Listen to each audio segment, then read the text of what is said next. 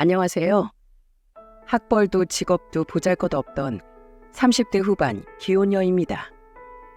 제 친구들이 말하길 저는 굉장히 속 편한 성격을 가졌다고 해요.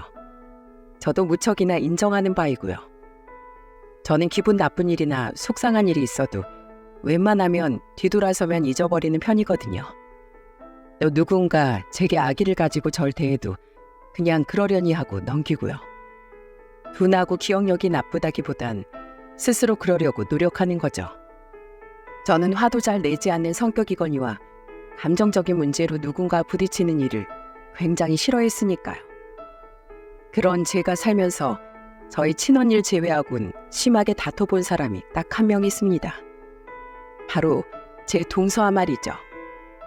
저는 오늘 괴바라지고 아나무인이었던 동서 이야기를 해보고 싶어 이렇게 사연을 쓰게 되었어요. 제 성격이 이렇게 된 데는 저희 친언니의 공이 참 큽니다. 저와 연년생인 언니는 저에 관해서라면 그 어떤 것에도 시샘을 내는 사람이었거든요. 그리고 반대로 언니의 성격이 그렇게 된 건 선천적으로 허약하게 태어난 저 때문이었죠. 저는 어렸을 적부터 잔병치레가 아주 많은 아이였어요. 저희 부모님은 아픈 손가락인 저를 무척이나 애지중지하셨죠. 어린 언니에게도 노골적으로 느껴질 정도로요. 우리 은혜 고기 먹자.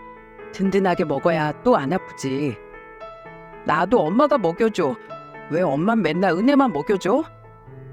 은혜는 아파서 어제도 병원 다녀왔잖아. 숟가락 들 힘도 없는 네 동생이 불쌍하지도 않아? 안 불쌍해. 엄만 맨날 은혜만 예뻐해. 얘들아, 아빠 왔다. 아빠, 나 학교에서 받아쓰기 100점 맞았어. 그랬어? 우리 은지 기특하네. 그건 그렇고 은혜야, 몸은 좀 어때? 괜찮아? 오늘은 죽 먹었어? 밥 먹었어? 안 먹었어? 아이고 예뻐라. 이리 와. 아빠가 칭찬으로 우리 은혜 안아줄게. 부모님은 분명 언니와 저를 똑같이 사랑하셨습니다. 하지만 부모님의 관심은 어쩔 수 없이 몸이 약했던 제게 조금 더 쏠리게 되었죠.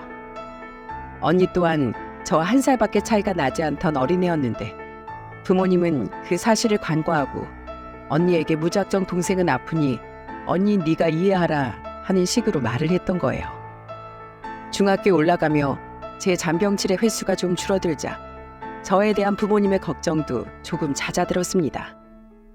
하지만 이미 동생과의 차별에 대한 트라우마가 깊게 박혀버린 언니는 저와 관련된 일이라면 무척이나 예민하게 반응하는 사람이 되어 있었어요. 엄마, 나 춤학원 다니고 싶어. 내 친구가 요 앞으로 춤 배우러 다니는데 되게 재밌대. 그래? 알았어. 엄마랑 내일 같이 한번 가보자. 엄마, 나도 갈래. 은지 너도? 너 저번에 엄마랑 TV 볼 때 넌 춤추는 거 딱 질색이라고 그랬잖아. 내가 언제? 나도 할 거야. 나도. 은혜 쟤만 학원 등록해 주기만 해봐. 언니는 제가 하는 거면 뭐든 다 하려고 했습니다. 혹시라도 부모님이 방에 있던 언니 빼고 저랑만 거실에서 TV를 보거나 언니가 없을 때 배달 음식이라도 시켜 먹으면 언니는 득달같이 화를 냈어요.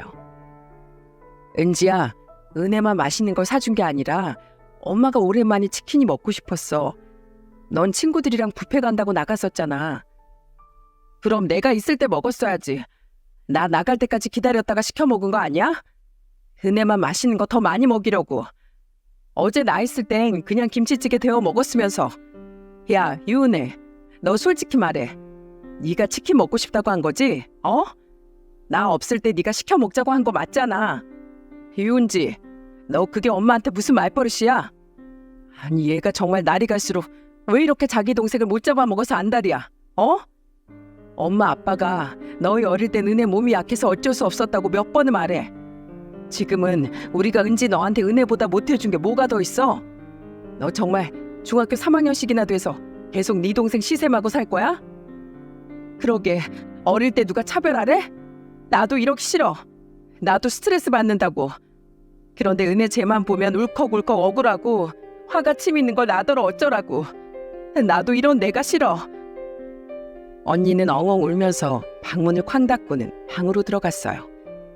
엄마 아빠는 이마를 짚으며 한숨을 쉬었고 저는 괜히 제가 잘못한 것 같아 안절부절 못했죠.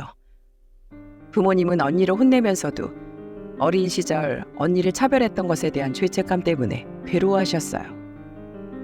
은혜야, 미안하다. 그래도 네 언니를 미워하지 말렴. 다 부모인 우리 탓이다.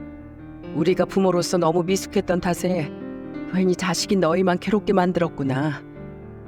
아니야 엄마, 나도 이해해.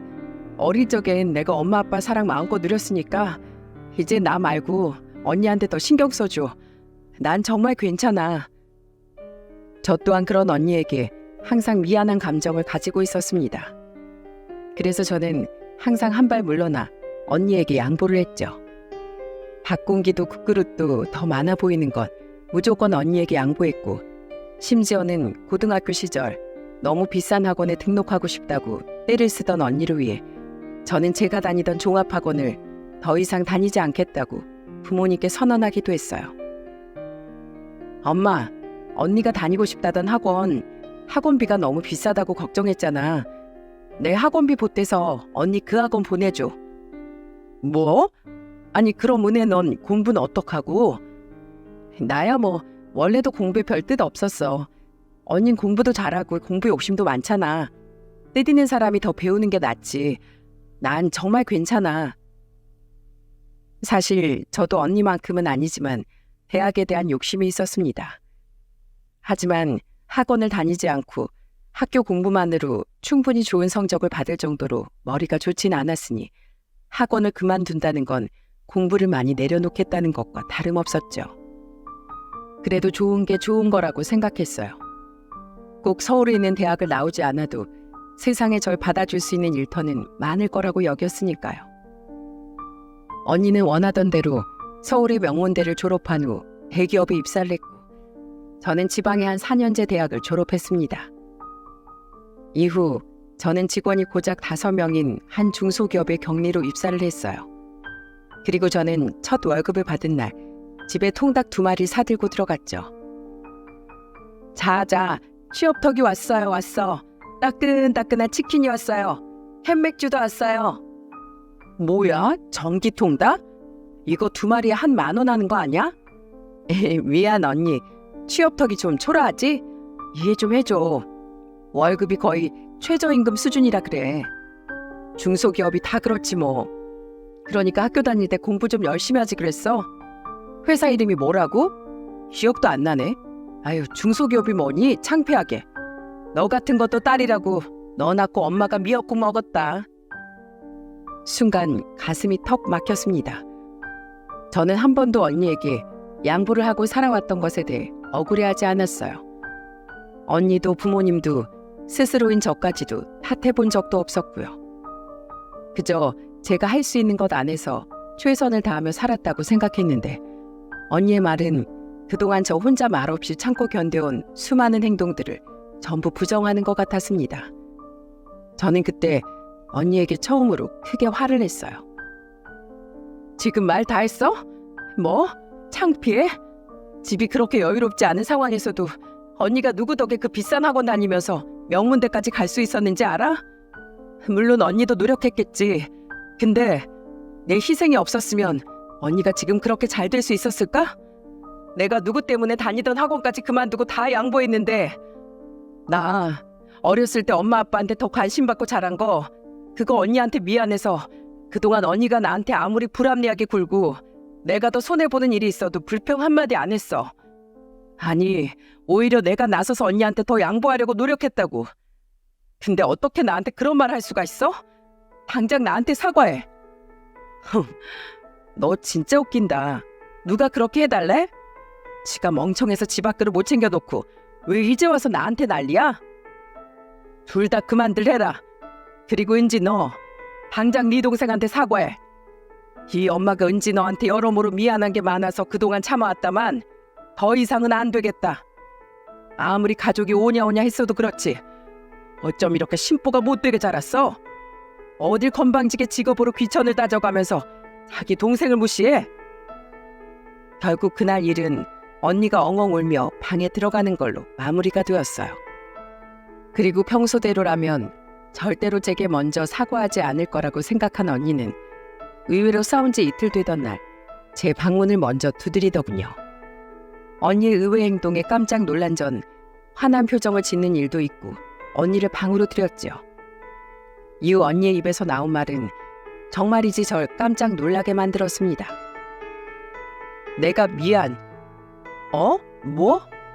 내 행동이 심했다고. 나도 알아. 네가 나한테 그동안 많이 양보해 준 거.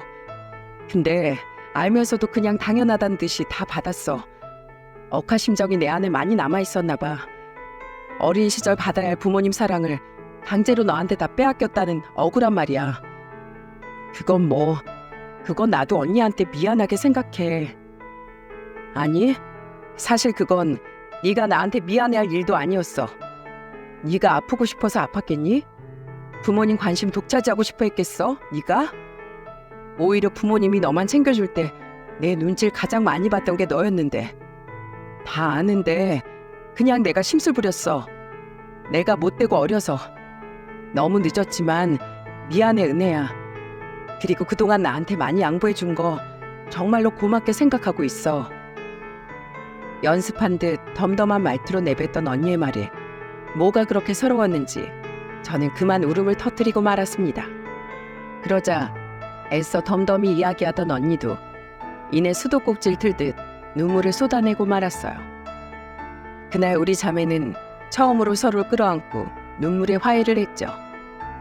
나중에 언니와 방 밖으로 나오니 밖에서 다 듣고 계셨는지 부모님의 눈도 퉁퉁 부어있더라고요.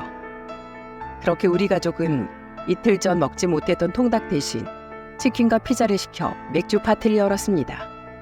눈물의 화해 파티였죠. 시간이 흘러 언니는 같은 회사에서 만난 형부와 나이 30에 결혼을 했고 언니와 결혼하고 3년 뒤 저 또한 회사 동료의 소개로 만난 3살 차이 남편과 웨딩 마치를 올리게 되었어요. 그때 언니는 제 축의금으로 무려 2천만 원을 건네주었습니다. 너무 큰 금액이라 저는 한사코 받지 않으려고 했지만 항상 마음속에 고등학교 시절 제가 해준 양보에 대한 죄책감이 남아있었다던 언니의 말에 저는 하는 수 없이 그 돈을 받았지요.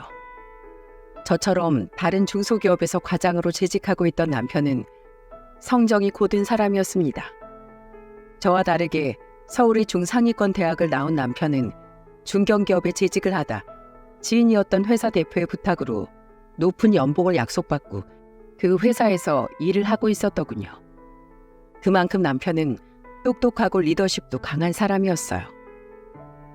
남편에겐 차례대로 남동생, 여동생이 한 명씩 있었는데 좋은 머리는 집안 내력인지 두 형제 모두 좋은 직장을 가지고 있었죠. 시동생은 외국계 회사에 다니고 있었고 시누이는 대학병원 간호사였거든요. 나중에 알고 보니 시부모님 두 분 모두 그 시절에 서울에서 4년제 대학을 졸업하신 엘리트셨더라고요. 시어머니는 자식들을 낳은 후엔 주부로 사셨지만 시아버지는 제가 결혼하기 2년 전까지 대기업에 다니다 은퇴를 하셨다더군요. 다들 직업 좋고 심지어 중산층이기까지 한 시댁에서 처음엔 주눅이 좀 들었습니다. 하지만 시댁 식구들은 모두 좋은 분이었어요. 저 또한 제게 마음을 활짝 열어준 시댁 식구들에게 마음의 짐을 내려놓고 조금 더 편안한 마음으로 다가갈 수 있었죠. 우리 며느린 어쩜 이렇게 음식 솜씨가 좋아? 새아가 네가 한번 집에 다녀가면 내가 이틀은 입맛을 잃는다. 네 솜씨가 워낙에 좋아서 네 시어머니 음식은 한동안 입에 통 맞질 않어. 아이고 이보세요 경문이 아버지. 어제 내가 끓여준 미역국 2그릇 뚝딱 하신 양반은 어디 동네 산보라도 가셨수? 얘 새아가 네 시아버지가 또 괜히 저런다. 자기 생일이라고 미역국에 잡채에 갈비찜까지 해온 네가 기특하다고. 너 도착하기 전부터 얼마나 입이 찢어졌는지 몰라. 너 기분 좋게 해주겠다고 아주 있는 말 없는 말 다 지어낸다 저 양반이. 며느리 못 봤으면 서운해서 어쩔 뻔했어. 그런 당신도 며느리 예쁘다고 친구들 모임에 나가기만 하면 그렇게 자랑을 해대잖아. 얘 아가야. 우리 막내 말만 딸이지 무뚝뚝하긴 아주 둘째가라면 서러운 애인 거 알지? 네 시어머니가 밖에 나가면 이렇게 살거운 며느리가 세상에 어딨냐고 아주 입에 침이 마르도록 자랑하고 다닌다. 딸다운 딸 가지고 싶다는 소원 성취했다고. 아유, 새언니, 한 귀로 듣고 한 귀로 흘려요. 새언니가 워낙에 사람이 천사 같으니까 다 내내 하는 거지. 다른 사람이었어 봐. 엄마, 요새 딸 같은 며느리 바란다고 하면 욕먹어. 아니에요, 아가씨.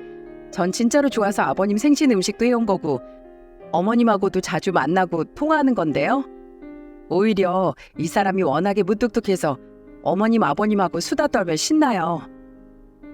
시부모님이 잘해주시는 거 물론이거니와 시누이 또한 말수가 많진 않아도 제게 무척 잘해주었습니다. 언제 한 번은 시누이가 제게 슬쩍 그러더라고요. 무뚝뚝한 딸인 자기를 대신해 자기 부모님께 살갑게 대해줘서 참 고맙다고요. 시동생은 가족들 중에서도 약간 소심하고 내성적인 면이 강한 사람이었어요. 그래서인지 워낙에 숫기도 없어서 연애 한 번을 제대로 못 해봤다고 해요. 몇 번 만나긴 했지만 만나는 족족 차였다고 남편이 웃으며 이야기를 하더라고요. 경제캐, 아직도 쑥스러워서 당신한테 말도 먼저 제대로 못 걸잖아. 아니, 회사에서 말도 똑부러지게 잘하는 놈이 왜 그렇게 사석에서 쑥맥이 되는지 몰라. 저래서 제 결혼은 하겠어? 남편의 걱정처럼 저와 동갑이었던 시동생은 제가 결혼한 뒤에도 한참 동안 결혼 소식을 가져오지 않았습니다. 오히려 제가 결혼한 지 2년 뒤에 막내였던 시누이가 먼저 결혼을 하게 되었죠. 시아버지는 누구보다 시동생의 결혼 소식을 기다리셨어요. 첫째 며느리인 저를 보시곤 굉장히 좋으셨다면서요.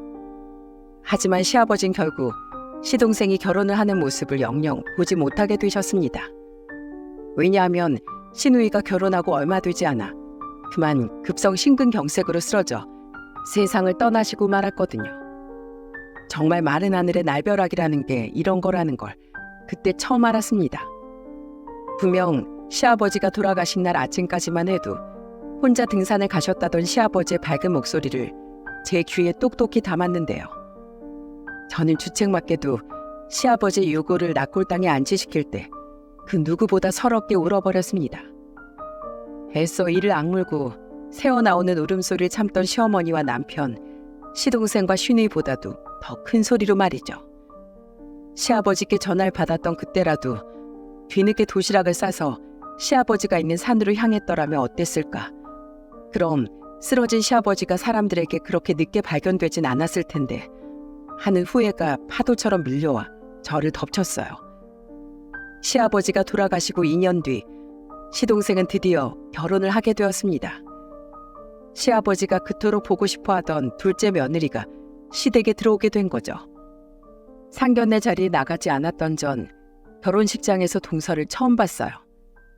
두 번째 만남은 시동생 부부가 신혼여행을 다녀온 후 시댁에 인사를 왔을 때였고요. 솔직히 처음 대화를 나눠본 그때 동서의 인상이 제게 좋게 남진 않았습니다. 동서는 유독 제게만 대면대면하게 굴었거든요. 반가워 동서. 우리 대화는 오늘 처음 나눠보지? 동서가 대학 교수라면서 너무 멋있다. 이렇게 똑똑한 사람이 내 동서로 들어오다니 나 너무 영광이야. 아버님이 살아계셨으면 정말 좋아하셨을 텐데 우리 앞으로 잘 지내보자 동서. 둘째 넌 참 복받은 줄 알아라. 내가 내 며느리라고 싸고 도는 게 아니고 첫째 일 같은 인품 좋은 사람 정말 몇 없다. 죽은 네 시애비도 첫째 일 얼마나 예뻐했나 몰라. 앞으로 네 형님 잘 따르면서 둘이 사이좋게 지내렴. 동서는 네 하며 웃었지만 저는 보고야 말았어요. 몰래 얼굴을 돌려 입술을 삐죽이던 동서의 모습을 말이죠. 그리고 그날 시댁에서 나올 때까지 동서는 은근히 제 말에만 단답형으로 대답했습니다. 아니면 아예 못 들은 척 무시할 때도 있었고요. 처음엔 제가 예민한가 싶었는데 같은 행동이 계속되다 보니 알겠더군요. 시간이 흐를수록 동서 행동은 점점 심해졌습니다.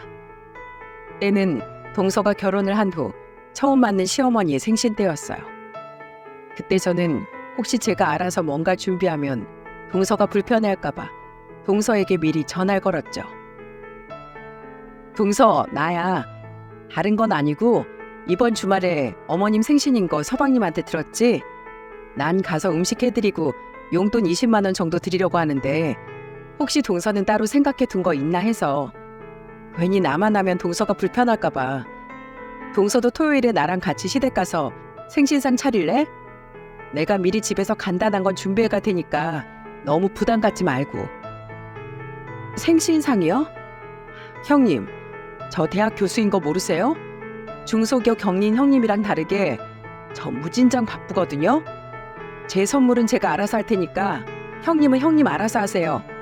아, 그리고 바빠 죽겠는데 쓸데없이 저한테 이렇게 전화도 하지 마시고요.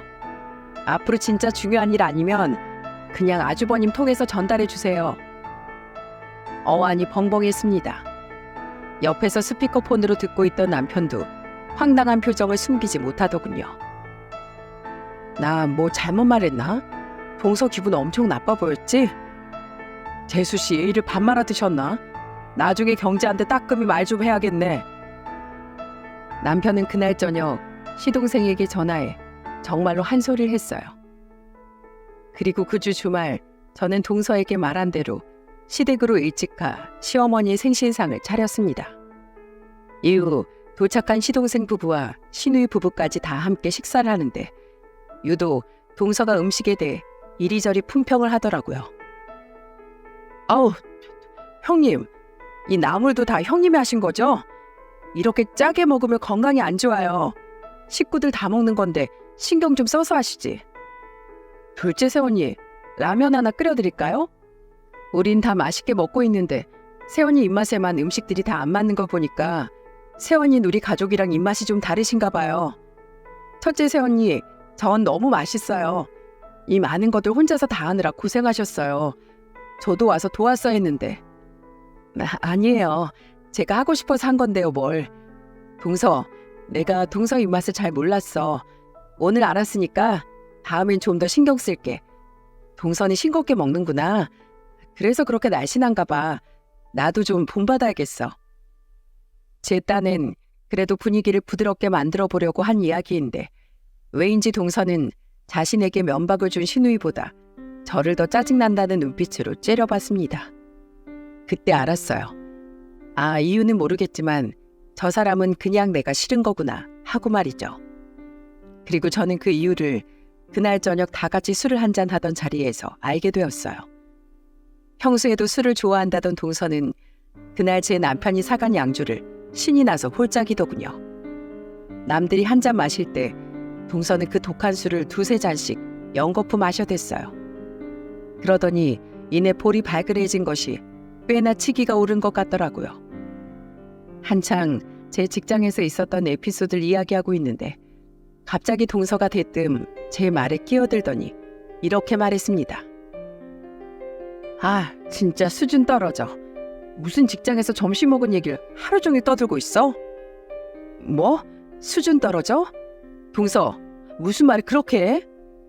머리에 든 게 없으니까 입으로 나오는 얘기도 그렇게 하찮죠. 저랑 저희 부모님끼리 식사할 때만 해도 말이죠. 정치며 세상 돌아가는 얘기가 대부분이라고요. 아시죠? 저처럼 저희 부모님도 모두 대학 전임교수 출신인 거. 제가 계약직도 아니고 전임교수 되느라 얼마나 힘들었는지 아세요? 배울 만큼 배운 집안이라고 해서 수준 많은 사람들만 있을 줄 알고 남편이랑 결혼한 건데 이렇게 수준 떨어지는 사람이 집안에 떡하니 미운 돌로 박혀있을 줄 누가 알았겠어요? 지잡대 나와서 중소기업 격리하는 주제에 지가 뭐라도 되느냐 하루 종일 떠들어대긴. 저기요 재수씨, 말이 너무 심하잖아요. 당장 제 아내한테 사과하세요. 예, 세아가 너 너무 취했다. 경재야, 네 마누라 얼른 방으로 데리고 들어가서 좀 재워라. 홀짝홀짝 잘 마시길래 내버려뒀더니 깜냥도 안 되는 술을 왜 저렇게 많이 마셨다니? 듣다 못한 제 남편이 화를 내자 시어머니는 시동생에게 얼른 손짓했어요. 시동생은 땀을 뻘뻘 흘리며 방에 안 들어가겠다던 동서를 억지로 방으로 끌고 들어갔고요. 잘못한 것 없는 시어머니는 동서 대신 제게 사과를 하셨습니다. 너무 기분 상해하지 마라 첫째야. 내가 내일 둘째는 따끔하게 혼을 내마. 전 괜찮아요, 어머님. 술이 들어가면 사람이 실수할 수도 있죠. 그리고 남편은 식은땀을 닦으며 다시 나온 시동생에게 불같이 화를 냈어요. 신우이 또한 그 옆에서 남편의 말을 거들었죠. 이경재, 대수씨 왜 저래? 그깟 학벌이 보고 직업이 뭐라고 사람 이렇게 무시하느냐 말이야. 그것도 자기 손윗 사람한테. 큰오빠 말이 맞아. 작은 오빠 뭐 저런 사람이랑 결혼을 했어? 둘째 세원이 원래 저런 사람이야? 미안해. 죄송해요, 형수님. 술 깨면 제가 잘 타이를게요. 경재, 너 네 아내 똑바로 간수해.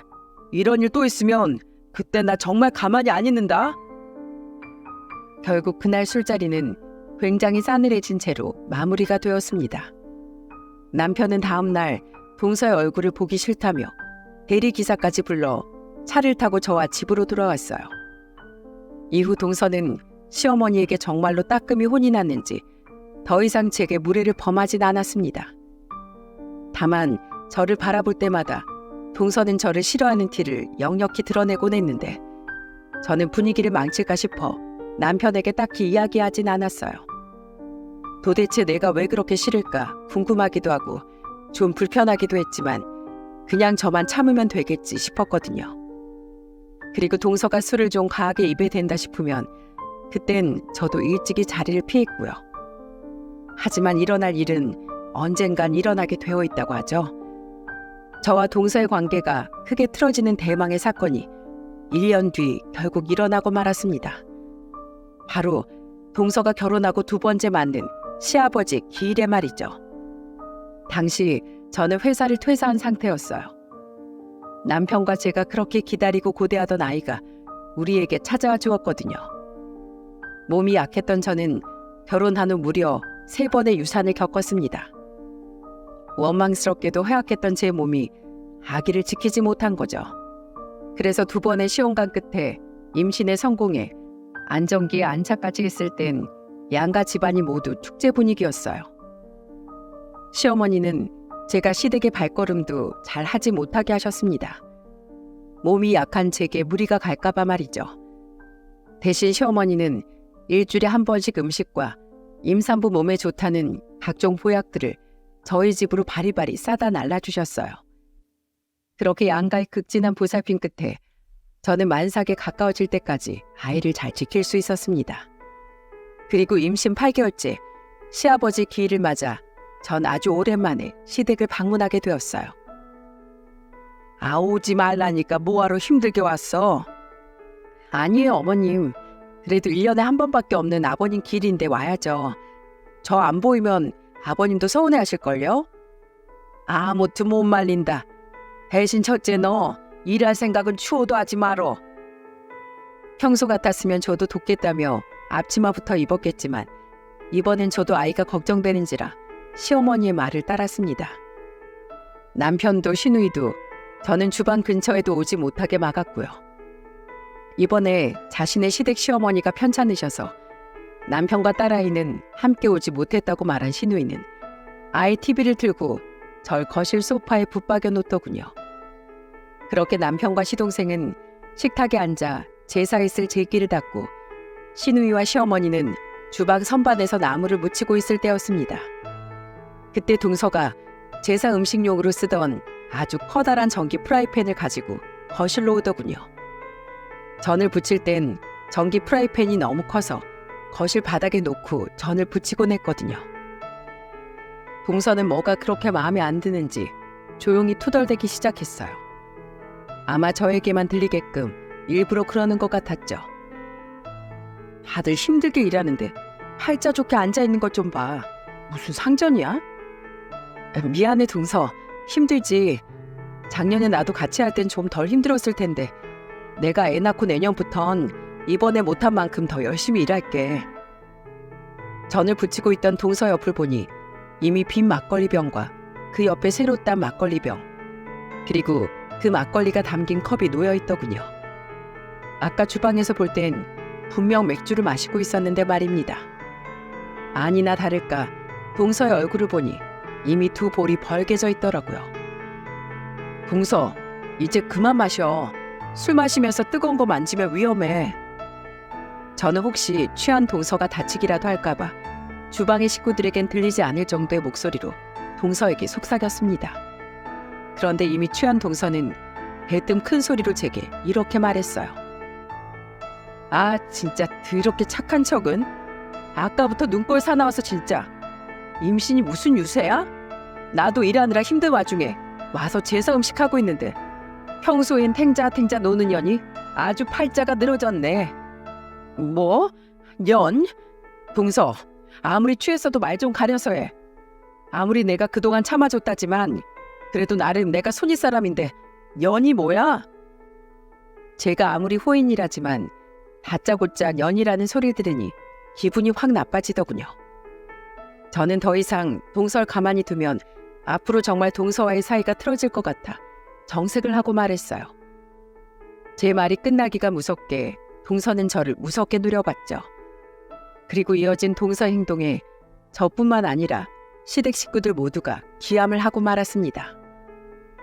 동네 회사 격리 주제에 어디다 대고 가르치려고 들어? 야, 와서 놀지 말고 전이나 붙여. 내가 무슨 네 하녀인 줄 알아? 아, 뜨거! 동서는 프라이팬 위에서 지글거리며 구워지고 있던 소고기 육전 하나를 제 얼굴로 던져버렸어요. 그것도 뜨겁지도 않은지 맨손으로 집어들어서 말이죠. 너무 놀라기도 하고 뜨겁기도 했던 전 외마디 비명을 질렀습니다. 그리고 제 비명을 들은 시댁 식구들은 모두 하던 일을 멈추고 우리에게 달려왔어요. 여보, 괜찮아? 첫째야, 괜찮니? 어디 안 다쳤어? 둘째 새언니, 지금 뭐 하는 거예요? 아우, 술 냄새. 시동생은 동서 옆에 놓인 술병을 보더니 기함을 하며 술병과 술잔을 모두 치워버렸습니다. 하지만 뜨거운 프라이팬의 열기 때문에 취기가 훅 오른 동서는 이미 제정신이 아니었죠. 시동생은 벌떡 일어나 제게 삿대질을 해대던 동서를 뒤늦게 뒤에서 붙잡았어요. 여보, 그만해 좀. 나 봐. 당신 이 집에서 호구야? 직장은 제일 좋은 데 다니면서 왜 집에서 찍소리도 못해? 당신이 이러니까 내가 이 집에서 대접을 못 받고 저딴 격리 나부랭이한테 훈수나 듣고 있지? 야, 너 안 일어나? 확 배를 발로 까버릴까 보다. 그때였어요. 무서운 표정으로 동서에게 달려든 남편의 행동에 소란스럽던 시댁 식구들의 입이 일순간 모두 다물어지고 말았죠. 아! 이게 진짜 보자 하니까? 바로 남편이 날뛰던 동서의 뺨을 아주 세차게 날려버린 겁니다. 어찌나 세게 때렸던지 동서의 고개는 거의 뒤쪽으로 돌아가 있더군요. 동서가 입을 떡 벌리고 굳어있던 사이 남편은 다시 손을 들어 올렸습니다. 그리고 다음엔 연이어 동서의 뒤에 있던 시동생의 뺨을 후려쳐버렸죠. 남편은 아주 낮게 깔린 목소리로 말했어요. 야, 이경재, 내가 네 각시교육 똑바로 시키라고 했지? 내 말이 우스워? 그리고 이 봐요, 박영란 씨. 가족이라고 봐주는 것도 정도가 있지. 어딜 감히 내 귀한 아내한테 그딴 망발을 해요? 2번 다시 이 집에 발 못 들이고 싶어요? 술을 못 마시며 차라리 입에 대지 말던가. 어디서 술 마시고 개처럼 주사를 부려, 주살. 아주버님, 지금 저 때린 거예요? 내 남편도? 네가 뭔데? 너 뭐 돼? 화장이래봤자 중소기업 다니는 주제에 지금 누구 얼굴에 손을 올려? 나 이거 고소할 거야. 고소할 거라고. 해봐 어디. 진짜 가짜라서 고소할 거면 이 악물어. 기왕 고소당할 거 몇 대 더 패버리라니까. 당신이 대학 교수면 다야? 학생 가르친다는 사람이 인성부터 갖춰야지. 어디 되먹지 못하게 직업 오눈하면서 사람을 무시해? 내 아내, 당신 말처럼 중소기업 격리여도 인품은 어디 내놔도 안 빠지는 여자야. 너 같은 인간 말종이랑은 비교도 안 되는. 어디 사람도 덜 된 게 사람인 척 우리 집에 끼어들어왔어? 뭐? 인간 말종? 너 말 다 했어? 여보, 그만하라고 제발 좀. 남편과 동서의 말싸움을 끝낸 건 다름 아닌 시동생이었습니다. 남편에게 한 대 맞고 어리나가 있던 시동생은 이내 정신을 차렸는지 동서의 팔을 억세게 잡아챘죠. 그리고는 그대로 동서를 질질 끌고 시댁을 나가버렸어요. 뒤도 돌아보지 못하고 한마디를 남긴 채로요. 죄송해요 형수님, 죄송해요 엄마. 전 오늘 아버지 제사 못 지내고 갈 것 같아요. 연락드릴게요. 시동생이 동서를 끌고 나가자 그제야 시댁엔 고요가 찾아왔습니다. 전이 타는 냄새에 저는 우선 프라이팬부터 꺼버렸어요. 그러자 시어머니는 제게 후다닥 달려와 제 몸부터 살피셨죠. 얼굴 괜찮니? 네, 괜찮아요 어머님. 많이 놀라셨죠? 아이고 심장아. 내가 둘째 쟤 때문에 제명에 못 살겠다. 네 아버지가 제사 음식 얻어먹으러 왔다가 아주 저승에서 놀라 자빠지겠어.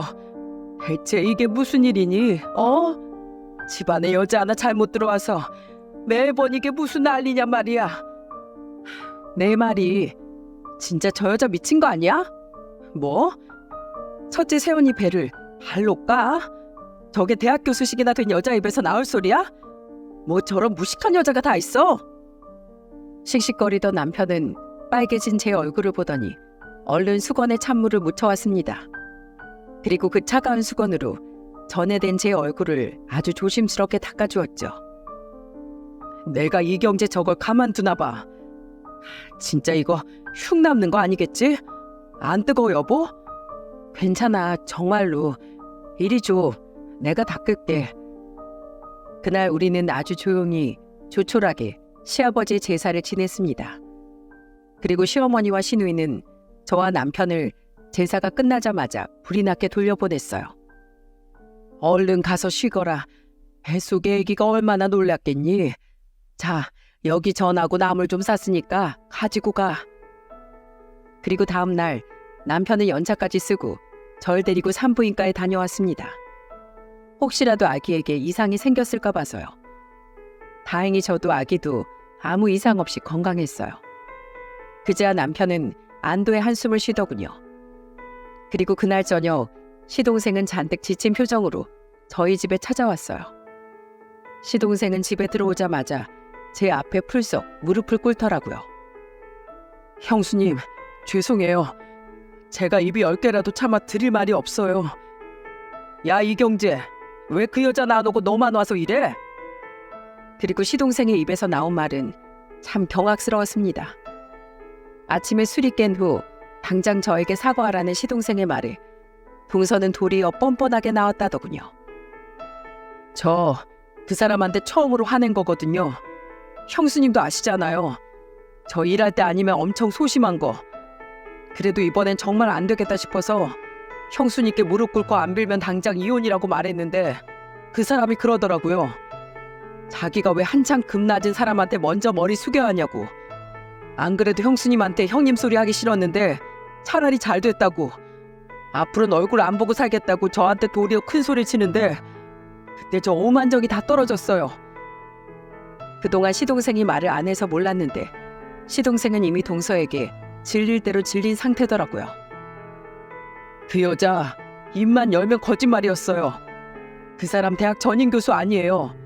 1년마다 계약 갱신하는 계약직 교수였죠. 게다가 장인 장모님도 대학 교수가 아니고 두 분 다 중학교 교사였다가 퇴직하신 거예요. 보통 이해가 안 돼서 물어봤었어요. 대학직 교수도 중학교 교수도 충분히 훌륭한 직업인데 왜 자꾸 거짓말을 하냐고요. 그러니까 그 여자가 그러더라고요. 어차피 언젠간 전임 교수 될 거니까 미리 좀 전임이라고 얘기하는 거고 중학교 교사나 대학 교수나 교육계 종사하는 건 똑같은데 뭐가 어떠냐고요. 괜히 사실이 아니라고 말 꺼내서 자기 망신시키면 저 가만 안 둘 줄 알라고 얼마나 저한테 으름장을 놨나 몰라요. 서방님은 그걸 왜 다 참고만 계셨어요? 저야 여자도 잘 모르고 남들 다 이만한 속사정을 가지고 있다고 그 여자가 그러길래 남들도 다 이렇게 사는 줄 알았죠. 사실 전 결혼도 크게 생각이 없었는데 그 여자가 엄청 밀어붙여서 정신 차려보니 결혼에 있었거든요. 그것도 여자가 먼저 결혼하자고 했다고 말하면 창피하니까 제가 청혼했다고 말하래서 그냥 그렇다고 주위에 말했고요. 근데 제가 바보 같았어요. 이런 여잔 줄 알았으면 애초에 결혼을 안 했을 거예요. 결과적으로 형수님만 몹쓸 짓 겪게 만들었잖아요. 형수님, 정말 죄송해요. 남편은 혀를 끌끌 차며 시동생을 한심한 듯 쳐다봤습니다. 저는 그런 남편을 옆에서 말렸고요. 당신은 살면서 뭐 실수 안 해? 저렇게 인생 경험하는 거지. 그래서 서방님, 이혼하실 거예요? 너무 섣부르지 않아요? 그래도 이미 결혼이란 중대사를 치른 사이인데. 저의 우려 섞인 말에 시동생은 고개를 저었습니다. 시동생의 표정을 살피니 이미 시동생은 결정을 내린 듯 단호한 표정을 짓고 있더군요. 저도 많이 고민해봤는데요.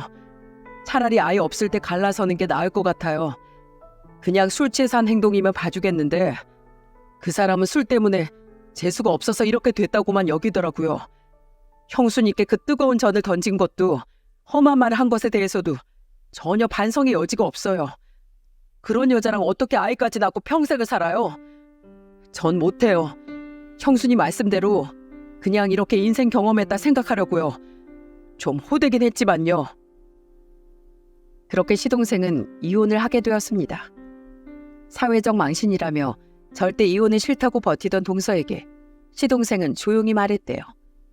끝까지 버티면 동서가 한 행동 전부를 대학 커뮤니티에 올려버리겠다고요. 그제야 동서는 순순히 이혼에 동의를 했다고 합니다. 살던 집을 팔고 결혼할 때 해왔던 만큼 깔끔하게 재산을 나누어 가지고 헤어지기로 협의했다고요. 신우이는 이러더군요. 그걸 뭐하러 다 줘? 새언니한테 사과도 안 해. 지 잘못도 몰라. 아주 인성이 파탄한 여자한테 내가 성지 같아선 진짜 학교까지 쫓아가려던 걸 새언니가 말려서 겨우 참은 거야. 됐어. 뭐 한다고 똑같이 진흙탕에 들어가서 오물범벅이 돼? 그냥 앞으로 말도 썩기도 싫은 불의의 사람이었어. 그래, 잘 생각했다. 각자 갈 길 가기로 한 거 서로 깔끔하게 헤어지는 게 낫지. 에휴, 네 아버지가 보면 피눈물을 흘리겠다. 그렇게 둘째 며느리 들어오길 기대했었는데. 시어머니는 한숨을 푹 쉬며 고개를 절레절레 흔드셨습니다. 시어머니의 말에 시동생은 쓰게 웃으며 이렇게 이야기했죠. 결혼 같은 중대사를 쉽게 생각했다가 큰 코 다친 거죠 뭐. 누굴 탓해요? 다 여자 보는 눈 없던 제 탓이죠. 그래, 경재 넌 앞으로 혹시라도 여자 만나면 형인 나한테 보여줘라. 아니다, 네 형수한테 보여줘. 네 형수가 보고 만나도 괜찮다고 통과시켜주면 그때 만나. 절대로 혼자서 판단하지 말고. 죄송해요 서방님, 이건 우리 남편 말에 반박을 못하겠네요. 그렇게 2년이라는 시간이 지났네요. 지금도 가족 모임이 있는 날이면 시동생의 짧고 굵었던 결혼 생활은 전설처럼 회자되곤 합니다. 시동생은 그때마다 말없이 뒤통수를 긁적이며 저를 향해 미안한 표정을 짓곤 하죠. 제 남편은 어느덧 혼자 걸음마를 시작한 저희 아들을 바라보며 인상을 팍 쓰고요. 그때 뱃속에 있던 우리 민우 어떻게 되는 줄 알고 얼마나 노심초사했는데 우리 집사람이랑 민우 그때 잘못됐어 봐. 나 진짜 지구 끝까지 쫓아가서 그 미친 여자 아작내려고 했어. 시동생은 다음 달에 외국 지사로 발령이나 잠시 우리 곁을 떠나게 됐습니다. 시동생의 이혼 후 시동생과 둘이 사시던 시어머니는 내심 쓸쓸해 하시더라고요. 그래도 시어머니는 저희 집에 들어와서 함께 살자던 저의 제안을 단호히 거절하셨죠. 나이가 들수록 혼자 사는 법을 배워야 하는 거야. 좀 쓸쓸해도 난 지금이 좋다. 친구들이랑 놀러도 다니고 가끔 가다 너희랑 이렇게 만나기도 하고. 그리고 아주 뒤늦게 저희 시댁 이야기를 들은 저희 언니는 이렇게 말했어요. 나처럼 자격지심으로 똘똘 뭉쳐있던 사람이 또 있었네. 그 사람은 왜 그랬대? 몰라. 시동생 얘기론 부모님이 그 여자 어릴 때 무리해서 강남 학군지로 이사를 했었대. 거기서 주위 친구들한테 따돌림도 당하고 무시도 당했다나 봐. 부모 직업도 별 볼 일 없고 집도 못 산다고. 친구 잘못 사귄 거지 뭐. 아무리 그렇다고 해도 용납되는 일이 있고 안 되는 일이 있다고 시동생이 그러더라고. 본인이 못 살겠다는데 내가 뭐 말릴 자격이 되나? 나는 그 여자를 잘 모르지만 좀 딱하긴 하네. 나처럼 정신 번쩍 들게 해줄 형제자매가 옆에 없었던 것 같아서. 나한테 고맙지? 나 아니었으면 언니도 형부한테 이혼 당했을지도 몰라. 그래, 고맙다. 아주 황송해 죽겠다. 옛날 통닭 먹을래? 2마리 10,000원 하는 거 언니가 쏜다. 어째 언니는 돈도 잘 벌면서 날이 갈수록 짠순이가 돼? 난 아직 백수인데 맛있는 것 좀 사주라. 안 돼. 애들 키우려니까 돈이 한두 푼 들어가는 게 아니야. 가자. 언니가 특별히 맥주도 쏜다. 지금 동서의 소식은 더는 알 길이 없습니다. 마지막으로 동서에게 연락을 받았던 건 동서와 시동생의 이혼이 확정되던 날이었어요. 그날 동서는 제게 이렇게 문자를 보냈죠. 멀쩡한 부부 이혼시키니까 좋냐?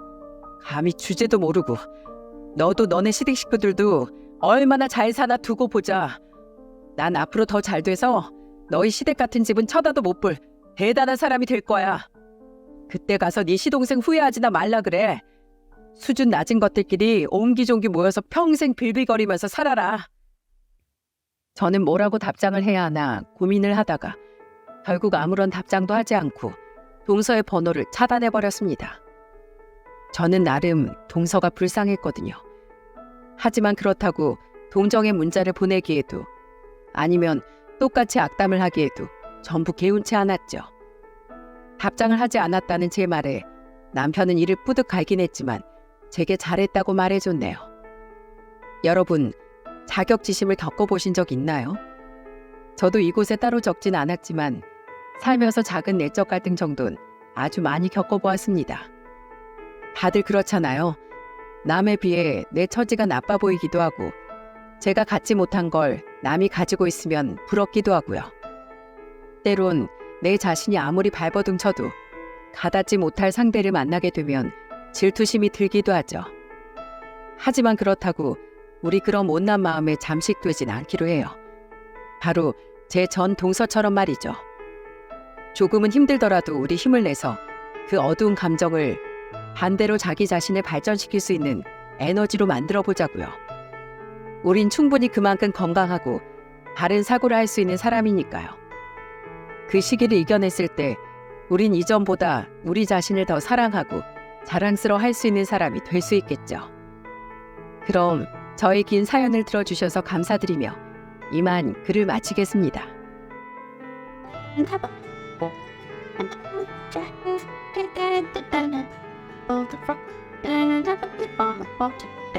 Keep on it.